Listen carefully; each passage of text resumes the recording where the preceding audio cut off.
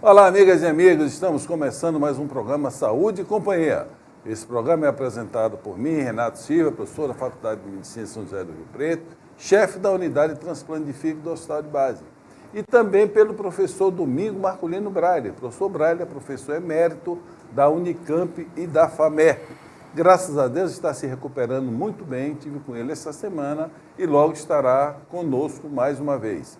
Este programa, como vocês já sabem, chama-se Saúde e Companhia, porque nós sempre temos aqui na bancada alguém com vasta experiência em sua área que vai trazer informações para você cuidar melhor da sua saúde e da sua família. Hoje nós temos aqui o professor Celso Murilo Nálio Matias de Faria. Celso Murilo é professor do Departamento de Cirurgia da Faculdade de Medicina de São José do Rio Preto, é um cirurgião torácico muito diferenciado, ele tem introduzido técnicas modernas na nossa instituição, que é o objetivo maior de todo professor, é trazer inovações e tecnologia para cuidar dos seus pacientes. Murilo, antes de começar, de onde você é? Então, Renato, eu sou nascido em Cajuru, interior de São Paulo, mas vivi muito pouco tempo. Fiquei 6 meses em Cajuru, meu pai mudou-se para São Paulo até os 6 anos de idade. Fica perto de onde, Cajuru? São João da Boa Vista, Casa Boa Branca, Vista. Né, depois de Ribeirão Preto. E, enfim, morei até os 6 anos de idade em São Paulo, depois fui para Mococa, onde vivi até o final da adolescência, quando eu saí para estudar medicina. Essa mudança de ambiente assim, teu pai era médico, trabalhava em algum órgão público? Não, Renato, eu não tenho nenhum médico na família. Eu fui o primeiro e uma geração absolutamente espontânea, né? Conectando com a minha essência, eu descobri que era isso que eu queria fazer da minha vida e comecei a fazer. Deixa eu aproveitar e contar esse momento da minha vida que ele é curioso. Eu acho muitas pessoas podem ter referências em relação a essa minha experiência. Quando eu estava fazendo a 7ª série em Mococa, eu tinha distúrbio de hiperatividade e não sabia. E eu tinha muita dificuldade de frequentar a sala de aula, ficar parado, prestando atenção no que o professor estava falando. E eu era educado, inteligente, mas eu não conseguia desenvolver, né, o conhecimento da forma formal, como é apresentado nas escolas. E aí eu repeti 2 vezes a 7ª série. Repeti uma vez, tentei de novo, repeti de novo. Na 3ª vez, minha mãe tirou eu da escola, passou para uma outra, para ver se eu mudava de ambiente, melhorava. E nesse momento, eu estava aí com 10 anos, mais ou menos, 11 anos, me deu vontade de ser médico. Curar as pessoas. Apareceu, eu queria salvar a vida, era a minha essência. E eu lembro que eu pedi de Natal um livro de primeiros socorros, para começar a aprender a cuidar das pessoas, enfim. Quando eu cheguei em casa e falei que queria fazer medicina, eles não riram na minha cara, porque não ia... Não estava passando nem no ano formal. Exato. Mas eles falaram, tá bom, meu filho, só que você vai ter que estudar, coisa que você não faz. A partir de então, eu virei o primeiro aluno da sala e tive que correr atrás de um prejuízo de formação, lógico, fazendo cursinho, enfim, mas me formei médico e sou absolutamente feliz. Mas esse diagnóstico da hiperatividade, que hoje tem muita gente tomando remédio, às vezes até desnecessário, não é um diagnóstico fácil. Foi você, como é que foi sua readaptação a você dizer, olha, chega, porque tem aluno que acha que a aula é chata. Ele não se enquadra, ele gosta de estudar sozinho, né? Não são facilidades. Como é que deu essa mudança em você? Olha, Renato, eu acho que é mais ou menos como se dá a mudança em todo ser humano, em direção à sua cura. Né? Eu diagnostiquei hiperatividade agora, depois de médico, né, muito tempo de medicina, que eu fui lembrar do meu passado e reconhecer que essa era, né, a alteração que eu tinha. Agora, como que a gente procede cura, ao meu ver? É uma transformação de desejo interior.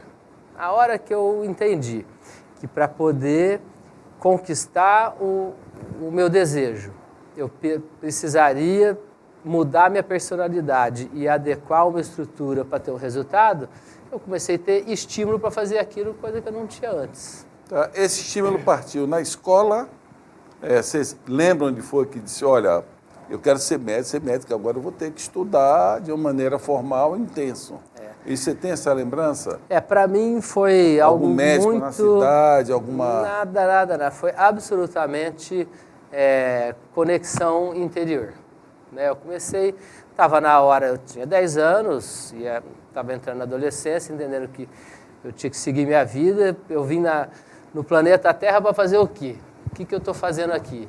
E nessa conexão eu encontrei isso e me entreguei. Aí eu comecei a me entregar totalmente a isso. Foi algo bem interessante, que eu acho que muitas pessoas sentem os desejos, né, interiores do que é a sua essência realmente, e às vezes não se entregam por falta de fé naquilo. Né? Imagina eu repetindo, fazendo a 3ª vez a 7ª série, imaginando que eu ia ser um médico. Eu acreditei, eu posso ser médico, lógico que eu posso, mas exigiu, né, essa mudança interior. Bem, essa informação é fundamental, essa mudança que você teve.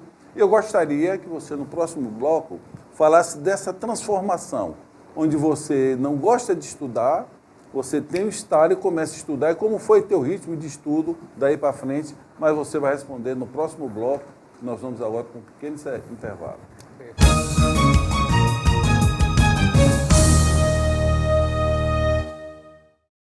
Itamaraty Contabilidade e Auditoria. 30 anos de serviço. Nem precisa dizer que vale a pena. Alcançamos todo o Brasil através da Rede Nacional de Contabilidade. Itamaraty Contabilidade e Auditoria. Inteligência fiscal é aqui.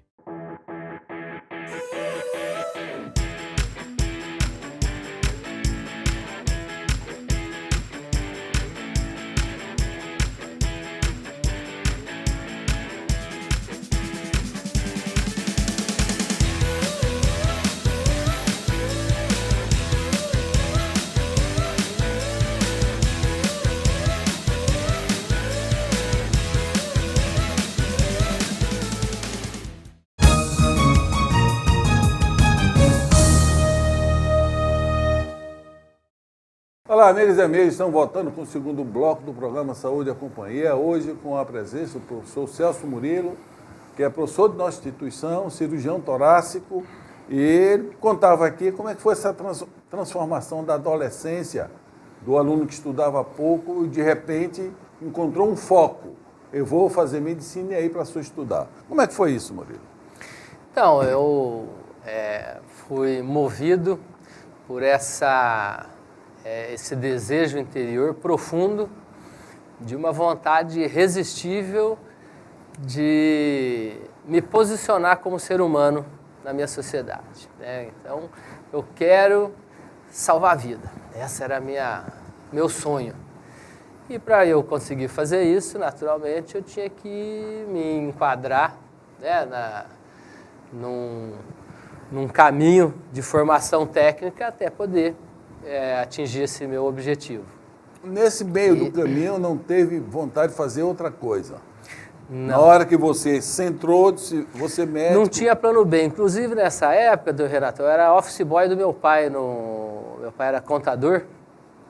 Então, eu tive contato com trabalho burocrático, papéis, banco, enfim. E rapidamente deu para perceber que não era aquilo que eu queria da minha vida, eu não gostava, não fazia aquilo bem feito. E tinha vontade de trabalhar com a vida. Né? A vida foi meu desafio. E ela que foi a minha energia, a energia de vida, quer dizer, a minha força interior, falar, não, vamos fazer? Vamos. Então, o que eu preciso? Tem que entender, estou aqui tendo aula, determinada matéria, tenho que entender isso, e absorver esse conhecimento. E eu acho que eu fui movido pela energia primária do ser humano, que é a vontade interior. Então, aí com aquela vontade, eu parei e fui estudar.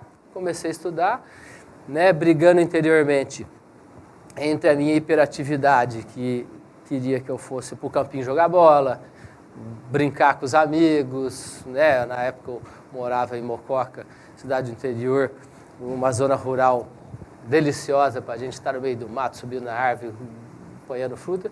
Falei, não, agora eu vou ter que parar um pouco e começar a criar um outro hábito. E fui criando esse outro hábito. Sem deixar de ser adolescente, sem deixar Exatamente, de ser criança. de forma alguma, que foi muito importante, inclusive, para a minha formação. E alguns meses eu era o primeiro aluno da classe. E aí observar o resultado positivo é muito bom. Foi muito bom. Né? Porque aí você vê, confirma aquela capacidade que a gente sabe que tem, aliás, o indivíduo com qualquer formação cultural, né, ele tem uma capacidade de transformação gigante, né? A gente tem inúmeras maneiras de agir socialmente, não é só intelectualmente. Né? Aliás, tem muitas pessoas mais sábias que não sabem nem ler e escrever do que sem dúvida, né, sem dúvida. doutorados. E, enfim, essa força humana de transformação, a gente usa ela. A hora que você começa a observar os resultados positivos, aí você não para mais. Murilo, você conheceu Elton Adamin Chaim, em Mococa? Não. É um grande amigo, é professor lá da Unicamp, mas com certeza gerações diferentes. De Mococa? Você fez vestibular, aonde é que tu se formou? Então, eu terminei a formação do primeiro grau em Mococa e fui estudar em Campinas, onde eu fiz o segundo grau. Depois eu fiz 3 anos de cursinho, né, para tirar essa diferença, esse atraso que eu tinha em algumas matérias, que eu não desenvolvi inicialmente, eu precisei desse tempo. E fiz o cursinho em Campinas, e um dos grandes desejos que eu tinha era de passar na Unicamp. Até que um amigo falou, o irmão dele, de Mococa, estudava aqui em Rio Preto, e ele falou, você já viu Rio Preto? Tem uma faculdade lá, um hospitalzão com 7 andares, vale a pena, o ensino médico lá está melhorando muito, enfim. E eu prestava só faculdades públicas, meu pai não tinha condição de pagar, e eu vim aqui e prestei. E o meu desejo era a Unicamp. Na Unicamp, eu fiquei em 3º excedente. O professor Frasato era o chefe da Torácica. Professor Frasato. E eu passei em Rio Preto. E é interessante, doutor Renato, como a vida, né, faz uma história para a gente, que às vezes não é o nosso planejamento, mas a gente tiver abertura e flexibilidade para entender aonde o fluxo está levando a gente se entregar a isso, né, é muito bom. Enquanto o homem faz plano, Deus ria, né? Então você está sempre fazendo plano, mas tem... Exatamente. Você falou que não tinha um plano B, mas nossa vida sempre tem um plano B. Exato. Não é? Nós não escolhemos. Eu já fiz vários poemas assim para o Rio, eu fico olhando no avião, não é? Aí você vê que o rio, ele vem assim, aí daqui a pouco o rio encontra uma pedra, aí ele faz aquele caminho, mas depois ele volta para o seu caminho, que é a direção do mar. E nós temos que aprender com isso. Isso é a sabedoria da água. Os orientais falam, a água é o símbolo da sabedoria. Ninguém segura ela e ela não briga com ninguém. Não briga com ninguém, ela tem que ir, ela tem o seu caminho. Isso somos nós. Exato. Murilo, eu gostaria que você, como cirurgião, torácico, um cirurgião muito importante na nossa instituição, na nossa cidade, nos falasse quais são as principais etiologias, ou seja, quais são as coisas que mais ajudam a aparecer o câncer de pulmão. Mas você vai falar no próximo bloco, nós vamos para um pequeno intervalo. Por favor, não mude de canal.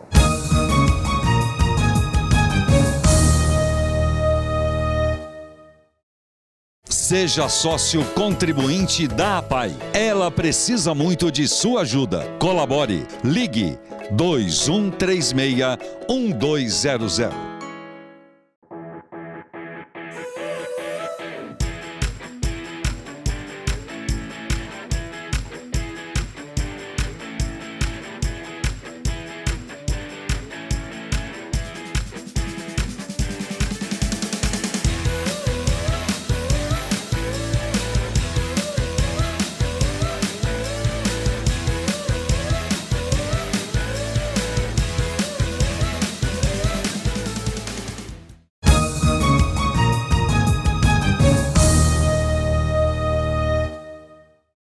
Olá, amigas e amigos, estamos voltando com o último bloco do programa Saúde e Companhia, hoje com a presença do cirurgião torácico, professor Murilo.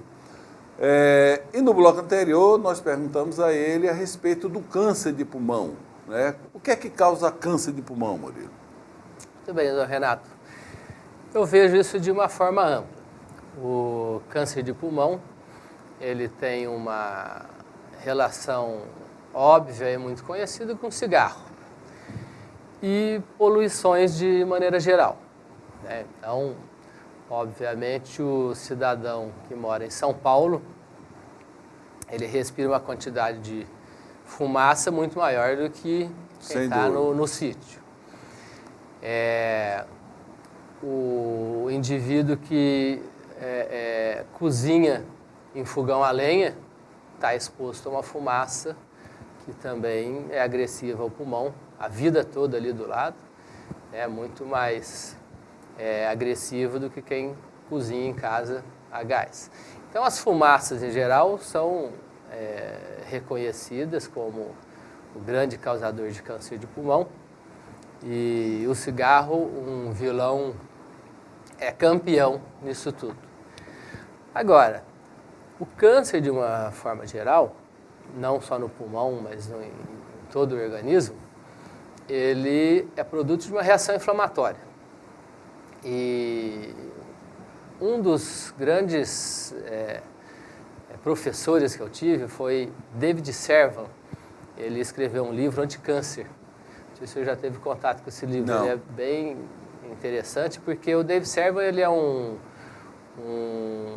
médico americano de alto nível, pesquisador, e ele fazia pesquisa com o cérebro. E nos Estados Unidos eles pagam, né, os estudantes para ir lá fazer experimentos, deitavam na ressonância magnética e faziam exercícios mentais com o cérebro, e era o trabalho científico dele.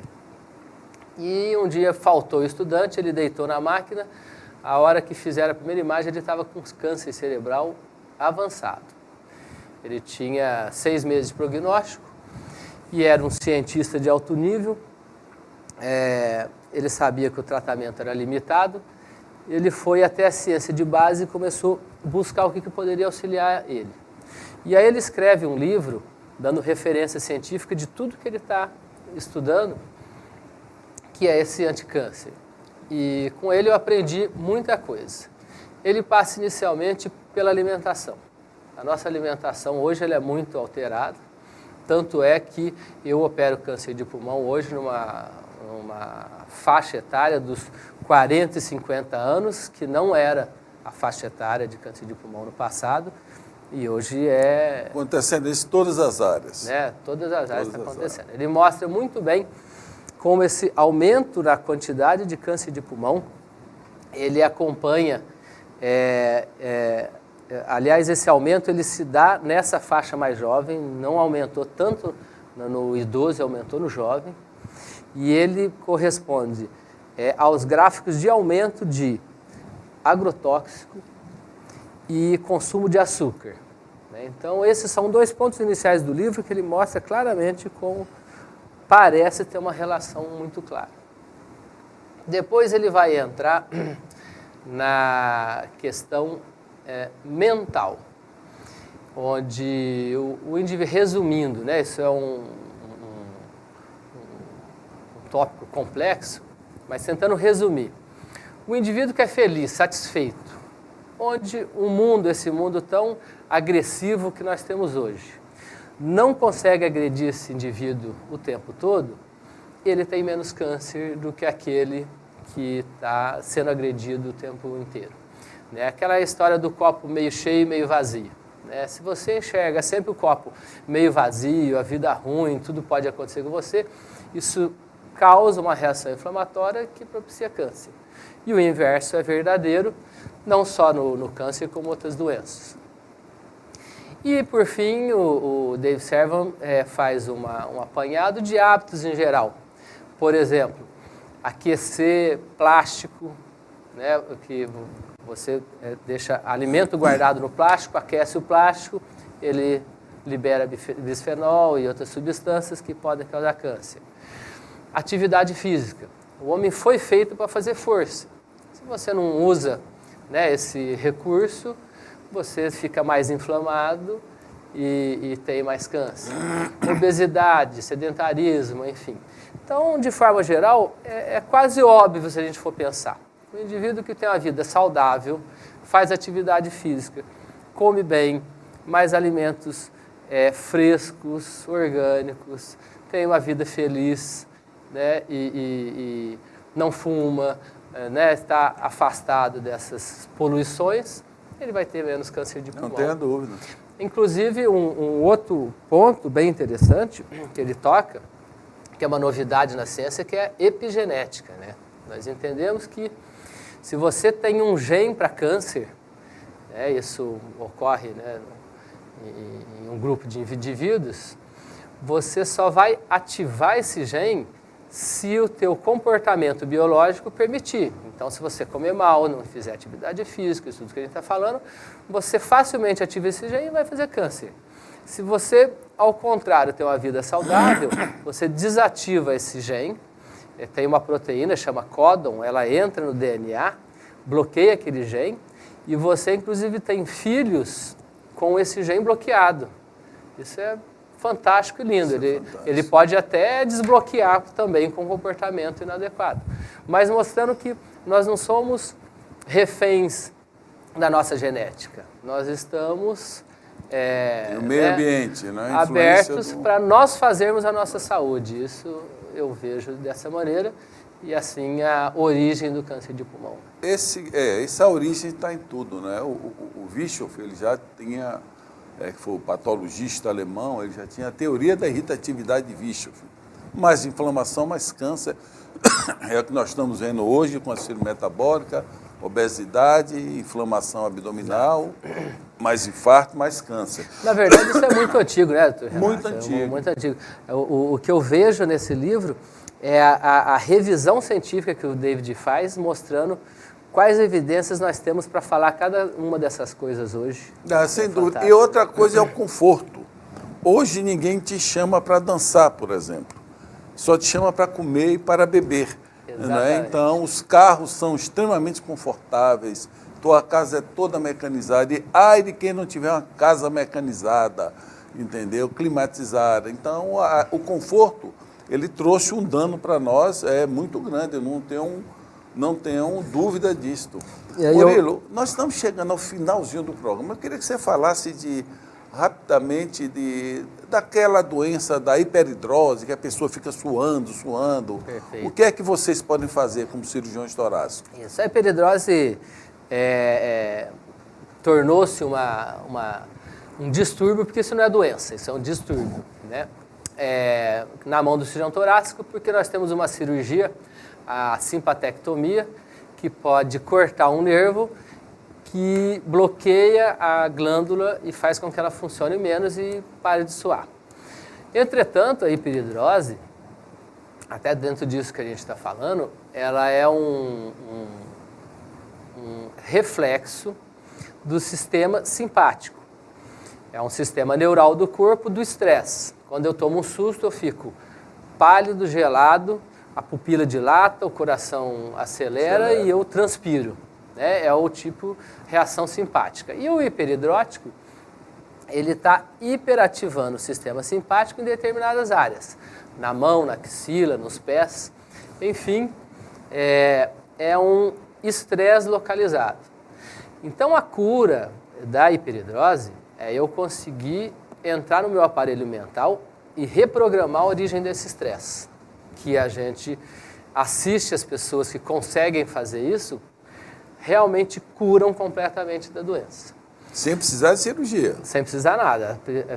Simplesmente identificando quais os distúrbios que todos nós temos. Quem não tem distúrbio mental, né, um estresse, medo, insegurança, enfim, todos nós temos. Não está vivo, né? E só que cada um tem dor de estômago, né, o outro tem hiperidrose. Mas não é simples a gente conseguir detectar a origem disso e reprogramar. De forma que a gente tem algumas maquiagens para essa pessoa que tem hiperidrose e sofre muito, Sr. Renato. Eu já vi indivíduo que transpira jaqueta de couro na axila. Policial que a arma escorrega da mão, um motorista que não consegue dirigir. Então é complexo o indivíduo conviver com aquilo. Então nós temos botox, iontoforese, que é uma descarga elétrica que pode... Quer dizer, a última coisa vai ser a cirurgia. Você tem outros mecanismos para utilizar nesse doente e o último recurso vai ser o cirúrgico. Exatamente. Isso, né? E o cirúrgico a gente restringe realmente, por quê?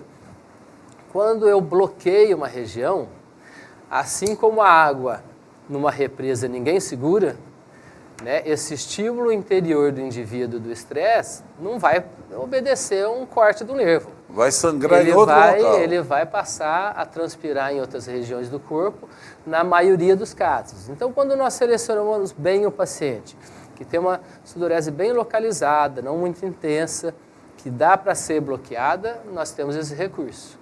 Mas a maioria dos casos, a gente prefere tentar tratamento clínico e essa reprogramação mental que tem um efeito muito mais saudável. Murilo, nós chegamos no final do programa. Deixe uma mensagem curta para o nosso telespectador, por favor. Meus irmãos, em 30 anos de medicina, 40 contando com a faculdade, eu passei por várias fases e aprendi a fazer cirurgias complexas, coisa que eu adoro e tenho muita satisfação, mas eu aprendi que a cura do ser não está no remédio, não está na cirurgia. A cura está na transformação pessoal para uma vida mais saudável e mais feliz. Esse é o ponto.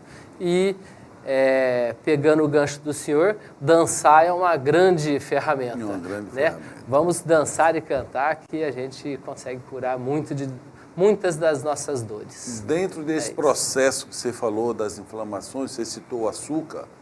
O açúcar, por Harari hoje, escreveu Sapiens e Homo Deus, ele considera o açúcar como uma nova pólvora que nós temos à nossa mão a qualquer minuto. Obrigado a todos pela atenção, boa semana, paz e saúde.